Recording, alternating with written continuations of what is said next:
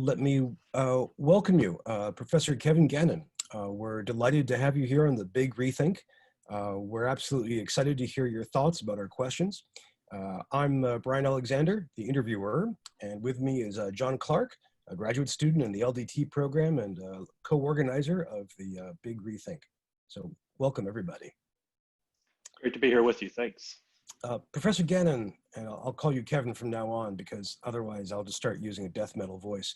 Let me ask the first question is to ask you to think about the impact of COVID-19 and anti-racist activism together on higher education. And let me ask, what are you seeing as you survey the higher education landscape? What are the changes? What are the interesting themes or problems as you look at how American colleges and universities respond in 2020? Well, I'm actually seeing two sort of almost contradictory things existing at the same time, speaking generally about kind of the higher education sector. One is I see institutions who have realized since our, pivot to remote instruction in March, really laid bare the inequities that exist in society, the structures of inequality, whether it's, high-speed internet access, technology access, what kind of learning support needs to be in place. And so all of the things that, people sort of would say, yes, we know that these are problems, and yes, we know that these things are also affecting our students in higher ed. Well, there was no avoiding that. The pandemic has laid bare all of those things, and that's even before we get into the murder of George Floyd and Breonna Taylor and other tragedies this summer. And so some of those institutions will say, we really need to either commit or recommit to this work, and had already been thinking about ways in which they could do that. Other institutions that I'm seeing are maybe have been committed to the work, but are so overwhelmed by what a pandemic fall looks like that work is losing its momentum. That, there's only so much bandwidth for big institutional things. And unfortunately, I think some institutions haven't been able to muster the will and capacity and leadership positions to be able to continue with the work of anti-racism. Whereas, my sympathies are probably clear in terms of this dichotomy I've laid out, but to me, there is no more urgent time to be doing this work than right now, especially as we look at a really uncertain fall semester, which will be more online than just about anybody thinks. We know whether it's the digital divide, infrastructure, learning support, access, learning how to learn online, what sort of things are in the academic preparation toolbox. We know that racism has shaped all of that among our students. So to stop doing that work or to say, well, we have to really think about online and pivoting as opposed to social justice stuff, you can't stir those things apart as far as I'm concerned. So what I am hoping is that the institutions who are recommitting and thinking creatively about how to do anti-racist, how to do equity work in this new uncertain environment are able to be a model to those who haven't been able to be creative enough to imagine what that looks like. That's well said. That's well said. That's an important dichotomy. And we can see this playing out in more than a few ways. And this points down the way to a few different questions we'd like to ask you in a bit. So I want to return to a couple of these points. Let me shift from a qualitative to more of a kind of quantitative angle then, and ask, when you're looking at these changes, when you're looking at the way that universities and colleges respond to these problems of equity, access, being online, what are some of the metrics that you track, or that should we track in order to follow these and understand them? Or what kind of forces or trends should we really be identifying and tracking closely? Well, there's a few different ways one can answer the question, I think, depending upon where they're located in all of this, right? So as an individual instructor, how are you engaging with students, and how are you making sure that they're able to engage with your course, with you, with the material, and with other students in ways that will aid rather than hinder their learning? So what are the barriers to engagement on maybe a local course level? And then when we have instructors asking those sorts of questions, then we have institutions that can say, are there common threads here? Are there particular students who are experiencing barriers in all of their courses? And if so, we need to look at that and why. So, a lot of institutions, my own and Grandview University included, have been, we've been surveying students about access to technology, access to broadband, what can we do to help? How might we fill in some of the gaps? Our student population does have, we serve a lot of underserved, traditionally underserved groups. So we've had to think creatively about how to mobilize emergency grant funding and things like that to help students get connected with the basic, technology and resources that they need. So that's part of it. But I think we also need to be looking at, again, we're so focused on online and, does my student have a laptop or a Chromebook or a webcam? And those things are important. But, you can have all the devices you want, but if you aren't eating or able to pay rent, then it doesn't matter. And so, here I'm thinking of the Hope Lab, the Hope Institute that Sarah Goldrick-Rab and Temple University run. Their research, I think, has been invaluable. I know in our own institutional context, we've used a lot of their research on food insecurity for students to help do some planning, which we had already been, we've been doing some good campus work on basic needs, and in particular with food insecurity on our campus for the last year and a half or so, inspired by the Hope Project's work. But that's ramping up now because that data is showing us things, that if we're anything close to what the national data looks like, then we have work to do. So, what are the specific things that we can measure in terms of technology, engagement, ability to succeed in the short term in a remote instructional environment? But then what's the environment around those students? What are some things that we can look at in terms of housing and food insecurity in particular? And that's overwhelming, I think, a lot of times, because as institutions, we are seeing, I think more vividly than a lot of other areas, the stark results of years and years and years of systemic inequities. My college cannot solve the digital divide. We can't lay fiber optic cable in the east side of Des Moines. So what are we going to do given that structure of inequity that does exist? Finding out how we can at least address as much as we can in our capabilities. Those are the questions to ask, and they're really hard ones. When you, I have a whole series of quick questions, and then I'd love to continue this in a few lines. One quick note: we will have Professor Sarah Goldrick-Rab as an interviewee in a few weeks, which we're really looking forward to. When you have you surveyed by you I mean your institution, have you surveyed your student population to either get data on self-reported data, perhaps on either digital divide issues or poverty, food insecurity, et cetera issues? Yeah, we have a couple different ways that we're able to try to collect that data from students. Our student life division is really active in working with students and providing avenues for students to come find assistance or resources that they need. And so, communication across campus units is really important for us. In the spring, after the semester was over, we did do as intensive a survey as we could about the students' learning experiences, about their access, what were barriers to their learning, what were things that helped them learn, what went well, what can we try to replicate, and then what are the things that we need to fix over the summer. And then we've continued reaching out to student populations during the summer to survey them about, not just, what do they think their intention might be for fall, but what are they comfortable with? What is their health situation lead them to maybe anticipate? And then again, the more basic things like, do you have the things you need to meet your basic needs? And if not, how can we help? And but not all of that is centered on technology. But we are trying to get at some of those other, food insecurity in particular. That's a real, and what's the expression, kind of wraparound survey. Your fall intentions, your health, your food, housing, your technology needs.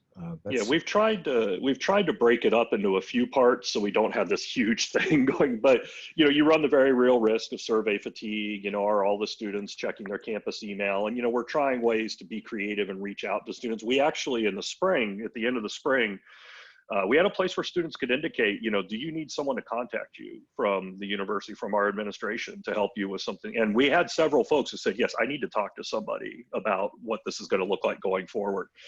So we did that. And we had a work group that reached out to any of those students who indicated that they needed to have that conversation. And I think as we get closer to the fall, that's going to be one of the things that we try to do for students too. Now we're lucky, we're a small institution, so that's a lot easier to manage than if we were a big state flagship, but I do think that's important. How many full-time students do you normally have? About 1,700, Hmm. Hmm. maybe 16, 1,700.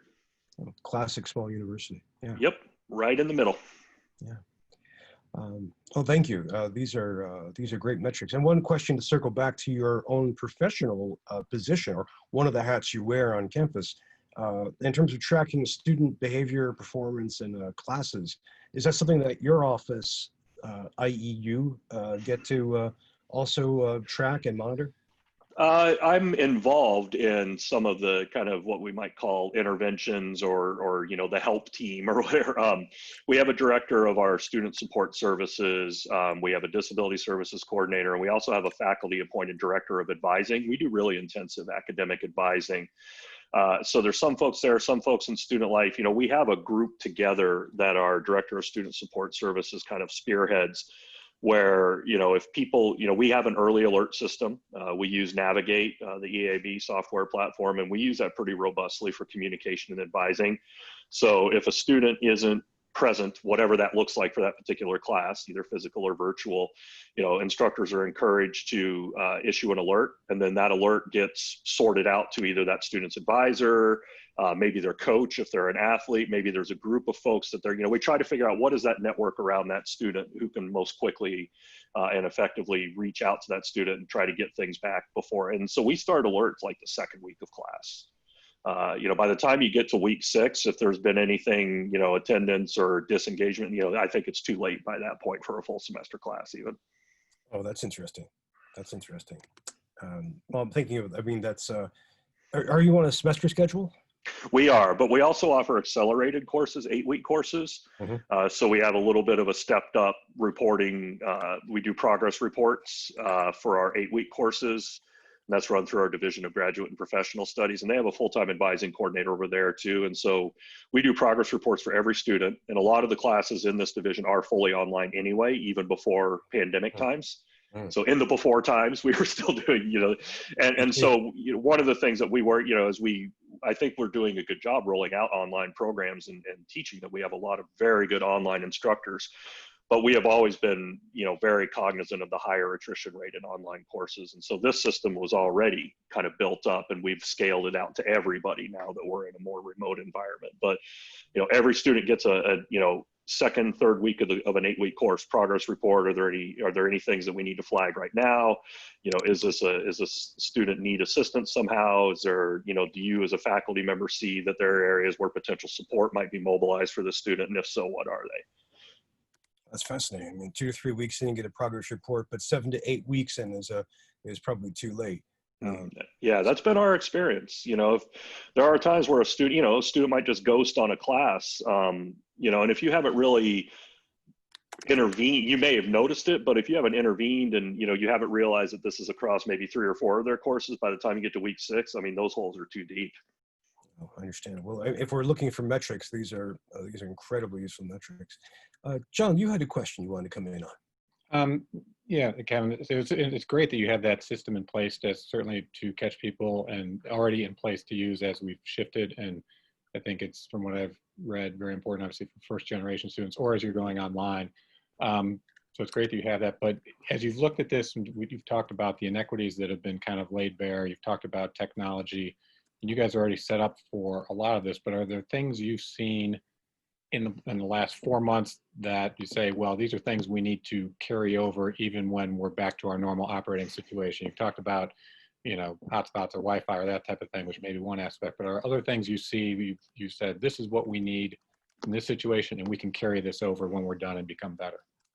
Yeah, that's a great question. And I think we have identified some of those things at my own institution, and from conversations I've been in with other folks. I think there's a lot of us who have looked at the spring and realized that, hey, maybe a little extra flexibility in courses is not a bad thing, right?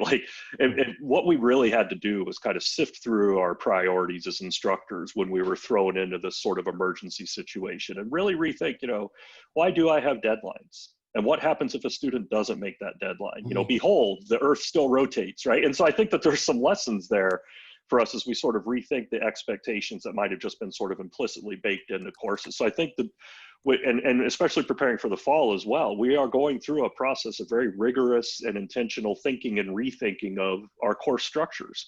and why we do the things we do. And, maybe that's something we haven't engaged in a particular course for a number of years. So that's salutary right there.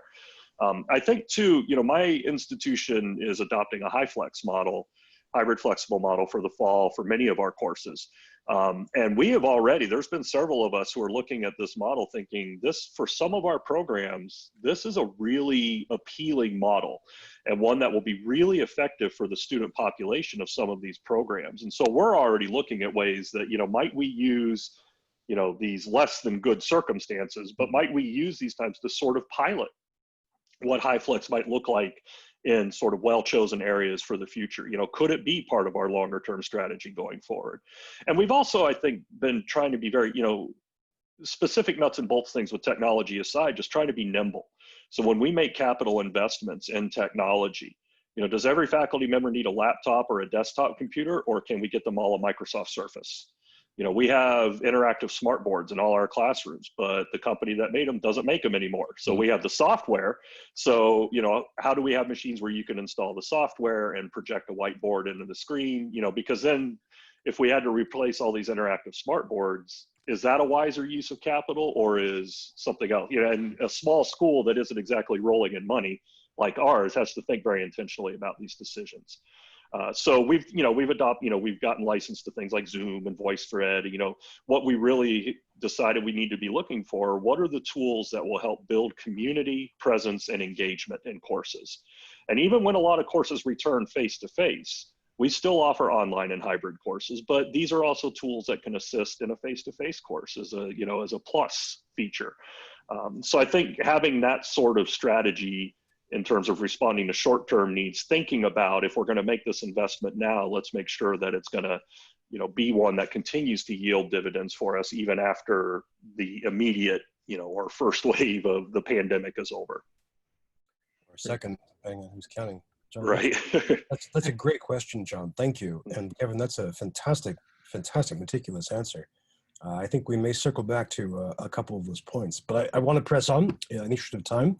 And ask you to zoom out a bit from away from thinking about individual licenses for Zoom, for example, and think about some of the longer term change. And that is, first, at your institution or higher education as a whole, what are some of the longer term changes that you anticipate as a result of what some call, the dual pandemic, the pandemic of police violence and the response and COVID-19?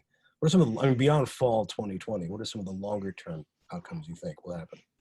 Well, I think we're already seeing the beginning of some of them, which is that students and community members with faculty and staff as well are going to be holding their institutions much more accountable.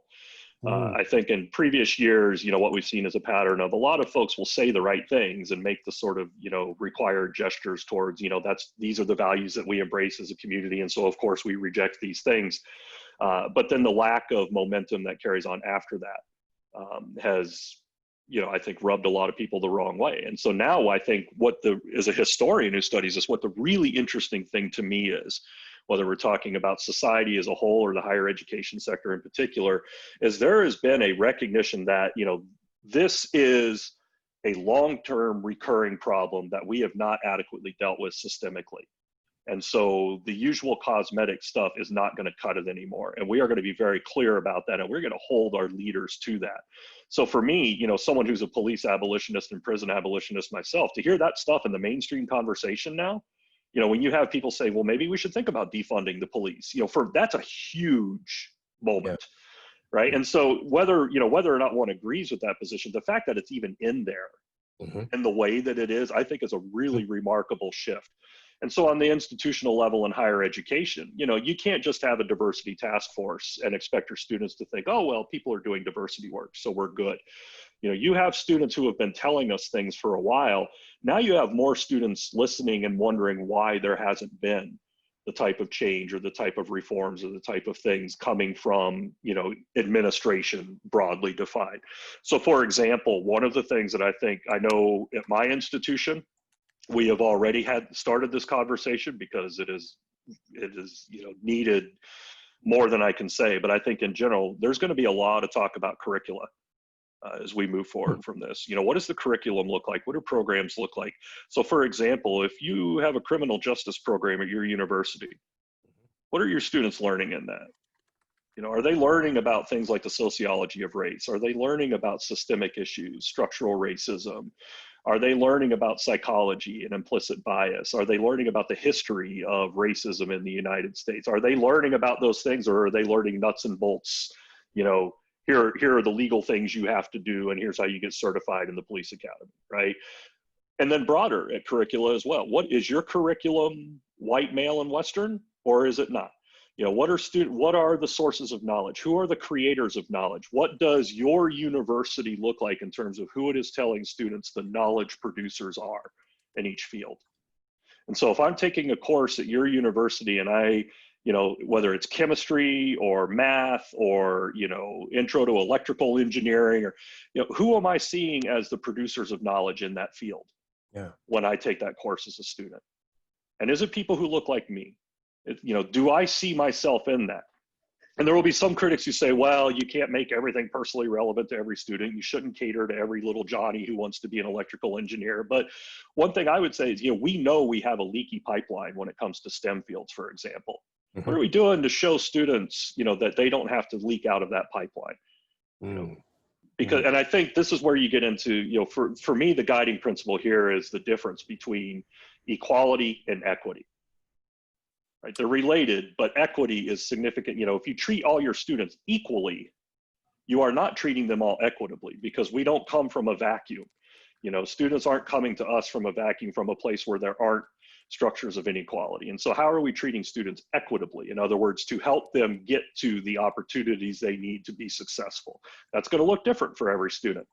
But I think that's our job in higher education, is to figure that out and be much more sensitive to it.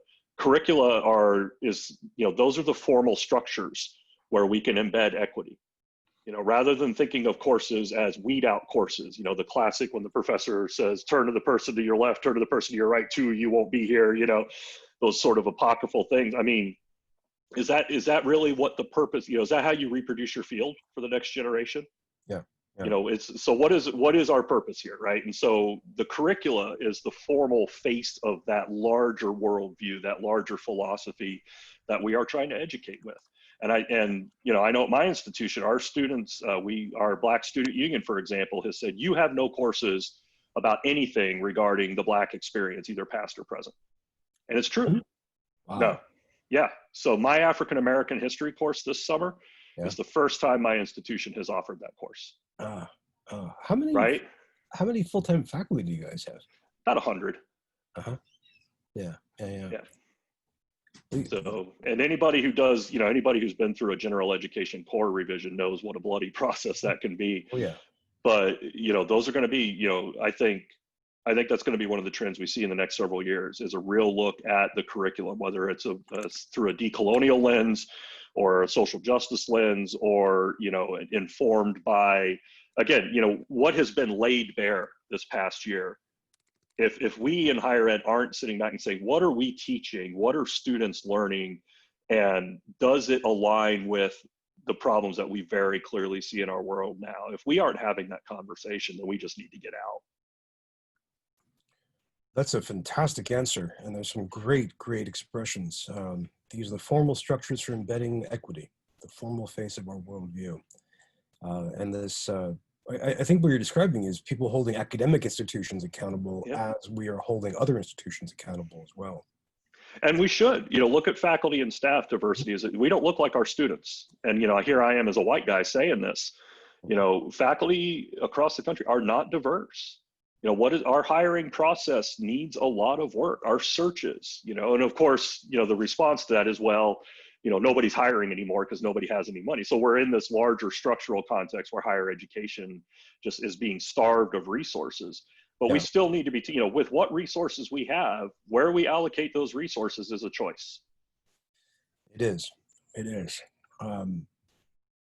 This is fantastic, and I'm beginning to regret that we only have 1 hour for this. My next question is a doozy.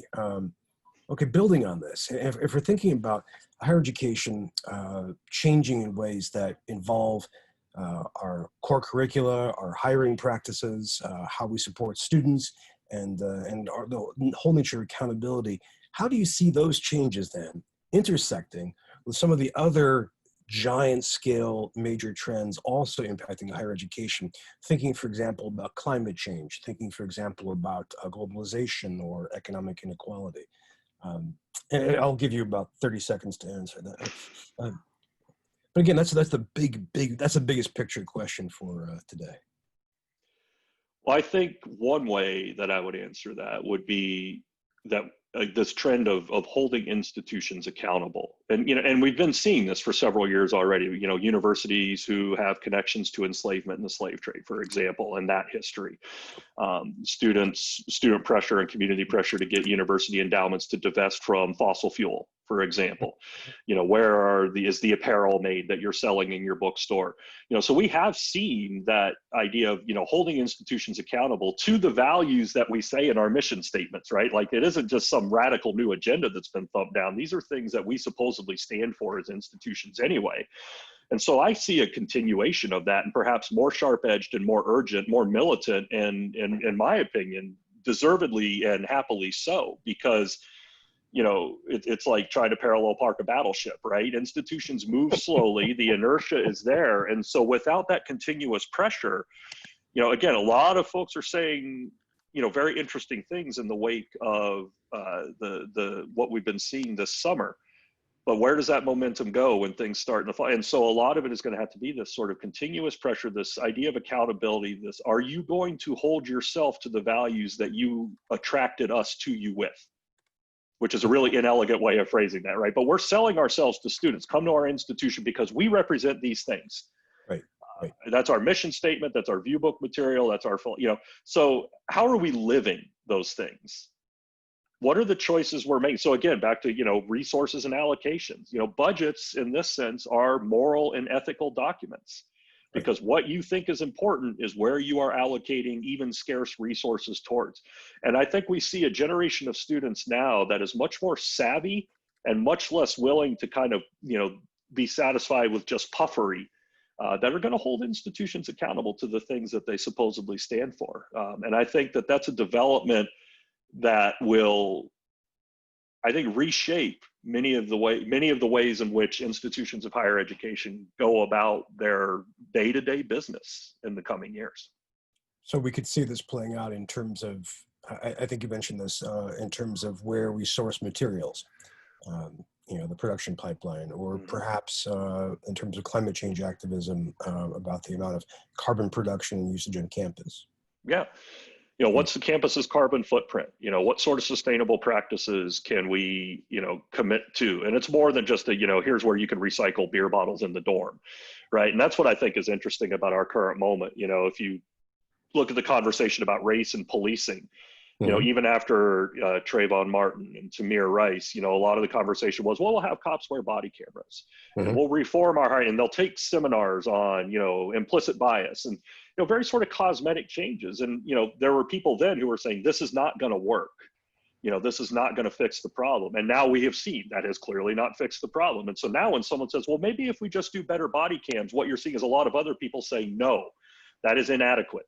We are not satisfied with this anemic attempt to address a surface as opposed to structural problem. And I wonder how much the analog of that conversation is going to be happening in institutions of higher ed. So, okay, you've introduced a couple ethnic studies classes. Well, that's not really curricular reform. Who's teaching them? How are those departments resourced? Faculty of color, what kind of labor are they being asked to do? What's our statistics as an institution on promotion and tenure for minoritized faculty members, right? You have students who are asking, places like UVA, for example, or, students are asking these questions already.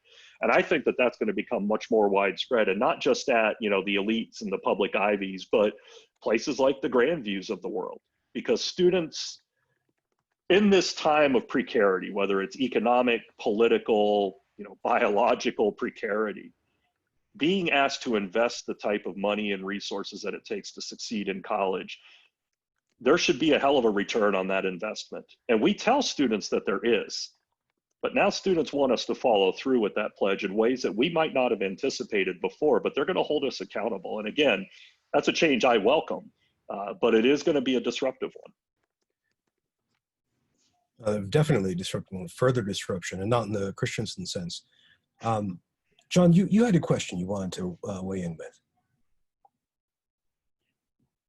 I think you're muted. Sorry. Kevin, you talked eloquently about both the pressures that maybe should be applied to universities and the expectations and the standards.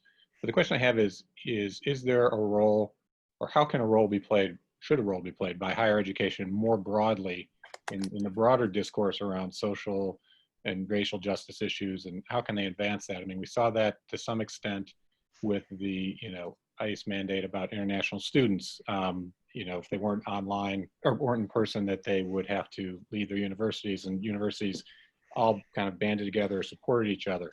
Is there a possibility there in a mechanism, or is the industry, higher education, just too fragmented and people are too siloed within their own existence and world and worrying about their own issues? Justifiably so. Yeah, and I think at times that's often the case, right? And what does an institution like mine have in common with a Harvard, for example? But I think your example about the recent ICE mandate and then having that mandate canceled is an excellent, there's a model right there about how there are interests that, stretch across higher education, regardless of institutional type.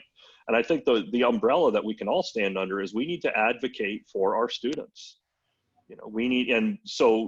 Our students, we need better funding at our institutions so that our 75% of our credit hours aren't taught by precarious faculty. Because look at the institutions that are the gold star institutions that the wealthy people are sending their children to. What's their adjunct pool compared to the adjunct pool somewhere else? And so I think we need to be much better about communicating. There are a lot of different levels of inequity here. And just because a school is a public school or a second-tier regional university doesn't mean that they should be doing things in an inferior way to a public Ivy. For example, when we say supporting students, we mean supporting students, the 2-year students, the 4-year college and university students. And so, of course, that what that does is that involves higher education in the larger national conversation about structures of inequity. Because supporting our students means that, minoritized students aren't having their bandwidth depleted, their cognitive bandwidth depleted by, days worth of microaggressions or encounters with law enforcement or rent and housing discrimination. Higher ed needs to advocate for that. Higher ed needs to advocate, as they have, for undocumented students as well, and for international students. Institutions, especially institutional leadership, has to be so political. And I get that. I mean, it's easy for me to say, because I'm not a president, I'm out here saying we should be out in front. But take a stand, take a position, use your institutional heft for something besides increasing your endowment. Because, higher ed likes to talk about, this is where we create change, right? Our students come out of here and change the world. Well, your students come out of there and go to hedge funds. You want to change the world, the institution has to help the students change the world. So let's start talking about things like that. Well, if we're going to be criticizing hedge funds, that does lead to a whole other question topic, which I'm happy to run with, but I'm conscious of time. John, good question. Our next question, we've already touched on a bit, in fact, which is, what of these crises, again, the combination of the pandemic and anti-racist activism, what have these revealed about higher education? And your first response, my very first question, was they've laid bare a whole bunch of inequities. And you're referring to material inequities, to differences by race and by technology. Is there anything else you'd want to add to that in terms of what 2020 has exposed to us all about higher education? Yeah, two things that build on kind of what I said earlier. First is, I think it's shown us the complete inadequacy of cosmetic or token change. In other words, it has shown us the urgent need for systemic change, which leads to the second point is it's laid bare the imperative for us to think boldly and imaginatively, because systemic solutions don't just come out of status quo thinking. And, I don't want to sound like the Clayton Christensen disruptor stuff, because that stuff really gets under my skin. But by the same token, we cannot be about this kind of work if we just say, well, let's make another committee on diversity and, have minority student week or something like that. We need to be thinking systemically, whether it's hiring practices, whether it's curricula, whether it's the type of student organizations that we encourage and support, where are budgetary decisions made? Does your institution have a diversity officer or a chief equity officer? If not, why not? Are you doing this work somewhere in your administration? If not, why not? Who are the people doing this work? Is it all people of color? who are, have this additional burden put upon them. Many of them might be early career faculty or junior staff, right? So really looking at the root level of these things and saying, what are we going to do different as an institution, as a system, right? Because I think, the inadequacy of sort of surface level change, we've seen that with police reform. You can't ignore it anymore. And I think that's mirrored in higher education as well. Okay. Thank you. Thank you. That's really clear. And that's really, really important. Well, let's zoom in our focus a little bit towards one particular profession. And so within higher education, there's this fantastic field of what let's call instructional design, as well as academic computing or educational technology. And back in the spring of 2020, these people did heroic work in helping classes get online in incredible speed. And I'm curious, looking ahead, what do you think this profession, instructional design, what can it contribute to these transformations? So much. Instructional designers, faculty developers, instructional technologists. I mean, like you said, just total yeoman's work over the spring. And I think, hopefully that has shown folks who maybe weren't very aware of kind of what this field did, all of the skills that folks in this sector bring to the table. Instructional designers in particular, these are folks who are experts in technology and in pedagogy. Faculty, we're experts in our subject matter, and maybe some of us in pedagogy, but that overlap is rare. And so, instructional designers and technologists and people who are thinking really deeply, not just about good teaching and learning, which they are thinking deeply and systematically about, but good teaching and learning from both a design and an implementation standpoint. And what do these spaces look like at our institution? And how do we build them in ways that welcome students, that treat them equitably? There is a real, there's an art and a science to that. There's a thriving scholarly literature behind it. And here you have people in your own units who are experts in this field, who have spent much of their career, contributing to and absorbing from these conversations. And so if we're looking at, what does higher education look like going forward? And we're talking about the ways in which students are going to be learning and the ways in which faculty are going to be teaching and the way in which our entire institutional community are going to be operating. To me, it would be foolish if that perspective was not at the table, because here are the folks who've actually, tomorrow is here today for that profession. And they've been doing a lot of really, I think, important, thoughtful work. I know I've benefited from it personally as both a faculty developer and a faculty member, but let's think about, the creative ways in which we saw the problem solving occur in the spring. That's an instructional designer, that's baked into the cake. That's what they do, creative problem solving. And so if we're looking at, what's coming up scenario wise as a set of problems that we need creative solutions for, seems to make sense to me. Creative problem solving. That's fantastic. Well, thank you. That's a wonderful road forward, I think. And again, a lot of the students in our program are following in that profession. So this is very, very, very helpful. Well, Georgetown, is it CANDLES? Is that how you say the acronym? Yeah, CANDLES does a lot of different things, and that's where the LDT program lives. Yeah, and I think that's a model for other institutions to think broadly about, not just, building classes in the LMS, instructional design, but instructional design, like design thinking, capacity for, where do technology and pedagogy intersect and overlap, and how do we deploy those resources in a way that works well? So centers that are doing that kind of thinking and staffed and resourced to help the institution do that kind of thinking, that's what we need. That's great. Bravo. Well, let me change the focus and slide it across the institution to a different angle, which has to do with science. And that is, we've seen in 2020 a kind of burst of skepticism about the relevance of science in all kinds of different ways around the pandemic, but also around social science for anti-racism. And I wonder, what does that tell us about how academia crafts scientific messages for the world? What does it tell us about how we can try to persuade the public that such science matters? Well, if I knew the answer to that, we could solve a lot of problems, right? It's, Some thoughts here. if we're swimming upstream against decades worth of sort of intentional denigration of higher education and of scholarly work. And so Mhm. this isn't a pendulum that swings back overnight. Certainly, individual institutions can do a better job, advocating for themselves and for the work that their scholars and researchers are doing.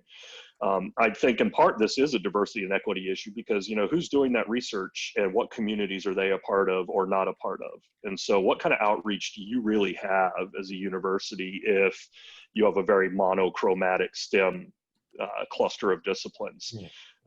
Where are you recruiting students and faculty from, and what kind of, is it all the same network? Is it just self-replicating? So those are questions I think we need to think about.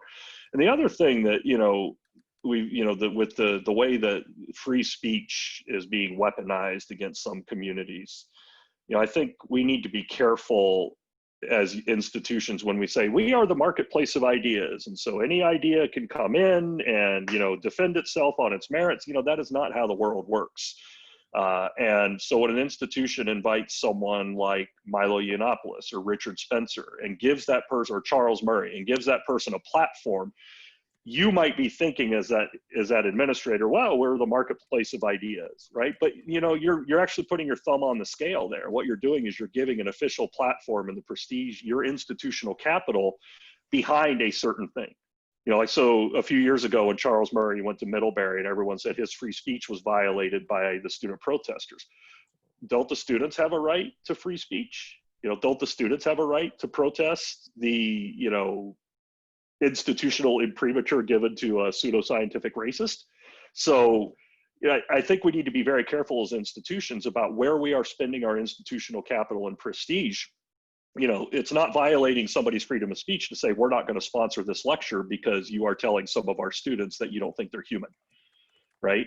And especially when it comes to speakers and topics that center around, kind of this new racist pseudoscience that we've seen kind of, Charles Murray 2.0 kind of reappear.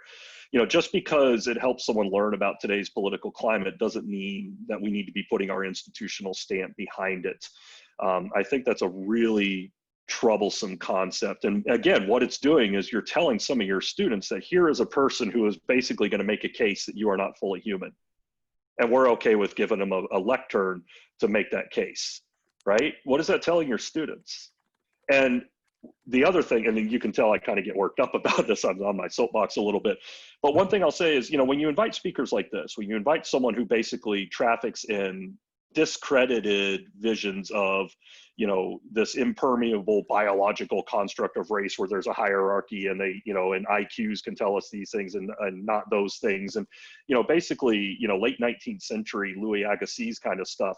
Mhm. When you invite that, you're basically inviting the equivalent of a flat earther. Mhm. You are giving that kind of stuff. The Charles Murray stuff is on the same level as, you wouldn't hire a geographer to teach Flat Earth 101. You wouldn't hire a chemistry lab instructor whose first experiment is to say, all right, we're going to turn lead into gold in week 1, right? You would look at those people and say, that's not quite how this works. Yet when it comes to the social science piece of it, especially with this sort of new pseudoscience of race, I think one of the troubling trends we're seeing is a different standard applied there. So what that means, that's kind of a long way of saying in some cases, we in higher ed are undermining, the belief in or the efficacy of sound scientific research and the way that that should influence politics and public discourse. Because in that sense, we're saying, well, hey, it's an idea, we should hear it. Well, anti-vaxxers will say, hey, there's an idea, we should hear it, right? Like, what kind of pattern do you want to be setting? Where are you going to spend your institutional capital? Again, I keep hitting on, resources and allocation. Your institutional capital and prestige is a resource. Right. Where are you allocating it? Because that's saying to a broader public, whether you intend to or not, and whether you like it or not, that is saying to a broader public, here are the things that we approve of and think are important. Well, that's a great answer. Thank you. I was going to make a joke about phrenology, but I Well, find the right bumps for it. Yeah, you could publish it in Quillette if you have something written up. Oh, ooh. we have one more question. Again, I want to be respectful of your time, and this has to do with the digital divide.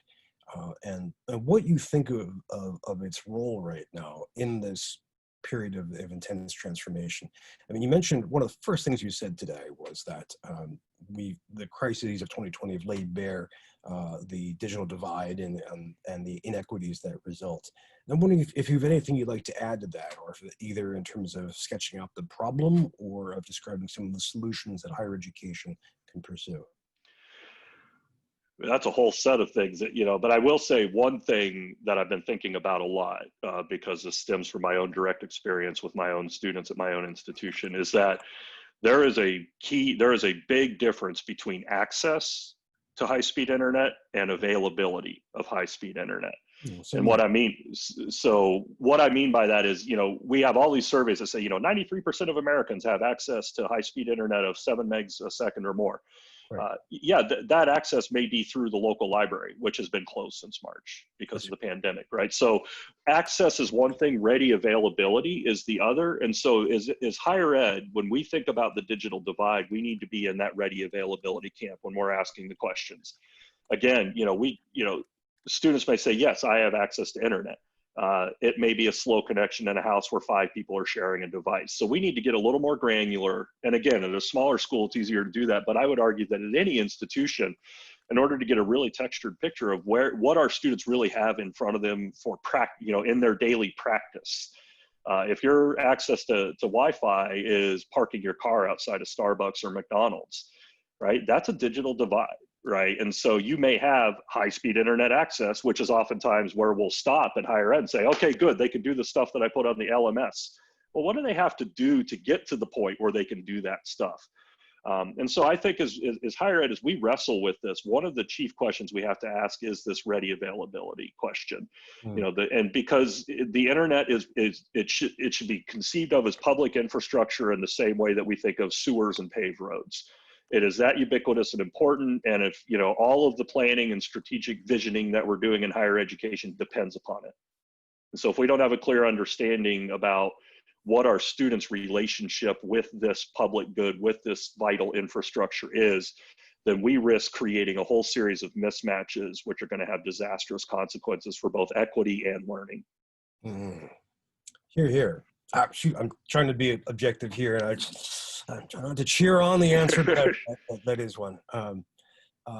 That's fantastic. That's very, very well said. That distinction between access and availability, I think, is crucial in terms of our understanding of this. That's the gamut of main questions we've got. But John had one more he wanted to ask, which is to go back to the instructional designer one. Sure. So my question was, you talked about instructional designers and how much of a role they played. And so from what I've heard and seen, faculty really embraced them back in the spring when they needed them. But prior to that, we've talked about in our program about getting faculty on board with the value of instructional designers, but also the need to look at how you talked about pedagogy and how to improve that, whether it's online or in person. So what are you sensing from faculty? Is there a change in how they view instructional designers and their willingness to say, hey, we can work together and you can really help me improve my teaching, active learning, that type of thing? Or do you think it will retreat back, or is it, some will go one place and some will go back to where they were?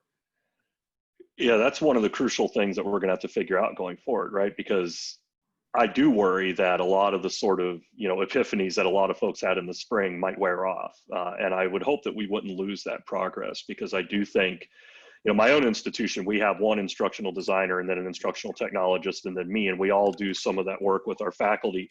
And I think that, this has been a good time for us to build better relationships with some of our colleagues and to be able to talk, here's what we can help you do. I think, ironically, in our education sector, more education is actually what's needed. I think some faculty look at instructional design and they see the thing designed and they go, oh, this person's going to build me a template and slap it into my course and I got to teach by the numbers. And of course, that's not what's happening. But I think what that helps us do as well is, that opens the door into the larger conversation about, what is effective teaching and learning? How are you promoting student success? And then what resources can we bring alongside you to help you do what it is you already do well? Right. And that's where the collaboration piece comes into it. And so I really hope that if we haven't learned anything else out of this spring pivot, that we do take that away, that there can be really effective forms of collaboration, and that as faculty, we should welcome instructional design, instructional support staff, because we are allies. We are natural and fundamental allies in this. And I would hate to see any of the momentum behind that get wasted. Fundamentally allies. And that's really, really well said. Thank you. Thank you. Great question, John. And I have one last question. And this is just for you, and I'm not going to ask anybody else in this big rethink about it. This is just a Kevin Gannon question. Uh-oh.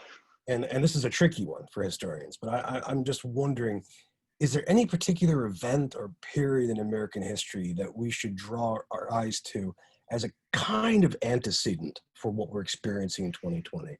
Should we be looking at 1918 and the great influenza, 1957 for the plague that no one talks about? Should we be looking, around circa, was it 1804 or so, the yellow fever plague in Philadelphia? Or should we be looking at the 1960s and 50s for the civil rights, or some other period or event? Yeah, that's a really interesting question. I think 1968 has some things that could, but I wouldn't say that we're in another 1968, but I do think, there are some, in terms of, the key questions about, who does law enforcement exist to serve and protect? I think those resonate a little bit. I'll geek out as an early national U.S. historian and say, let's look at the yellow fever plague in Philadelphia in the 1790s. And I say that because, so one story that comes out of that is African Americans in Philadelphia, for whatever reason, seem to not get yellow fever as virulently or as numerously as the white population. And I don't know if that's anecdotal or scientifically held up, but what the anecdotal evidence, the newspaper accounts and primary source testimony suggests is that was at least the general impression. And so what you have is Black women who are acting as basically professional nurses for the white community in Philadelphia, which is, a racially segregated city in the 1790s. And when the epidemic goes away, there's actually a deterioration in relations between the white and Black communities in Philadelphia, and recriminations. Prominent members of the Black community will write a book, pamphlet that's like, did you all forget what happened over the last year and who was helping, and so it offers us, I think, a chance to look at how all these things, like with race, with inequities, with social and political perceptions, and a pandemic disease all kind of mixed together and produce results that, I would argue we certainly don't want to emulate, right? But I think we need to understand that, when people say this is a hinge moment, well, it certainly is, but, the outcome is not foreordained. We have a lot of choices before us, and Philadelphians coming out the other side of this plague in the 1790s had a lot of choices before them as well. And so what choices are we going to make? And, what are we going to think differently, or are we going to retreat to kind of the well-worn ruts of, past prejudice and misconceptions? Beautifully said. Have you read the Charles Brockton Brown novel about it? Mm-hmm. Okay, that's the one book of his I haven't read. I've been saving up for a while. So. Yeah, it's, and you read, Elizabeth Fenn wrote a great book about it called Pax Americana, which is one of the best scholarly monograph titles ever. Fenn, F-E-N-N. It's a fantastic book. And yeah, it's a nightmare scenario for Philadelphians. I think one of the things, we look back and through the remove of a couple hundred plus years, but just the apocalyptic nature of what that must have been like to experience. And I think, and living through a pandemic today almost feels like sort of an out of body experience. Like there's an apocalypse happening, but I'm in my kitchen on a Zoom meeting with friends. And, so there's these things happening, and am I really there? So the dissociation that comes along with that, I'm very interested in thinking about, how that plays out in a sort of a post-pandemic world. We know what happens after the great influenza of the early 20th century. We know what happens in Philadelphia after yellow fever. What's going to happen to us in a post-COVID-19 era? That's the question. That is the question for us in this program. And I'm absolutely delighted that you've given us so many great, energetic, thoughtful ways to really consider it. We've blown past our hour, so I need to stop. Kevin, thank you so much. Thank you. This has just been an absolute pleasure. Thank you. Brian and John, thanks for having me on with you. It has been a good time. Thank you, Kevin.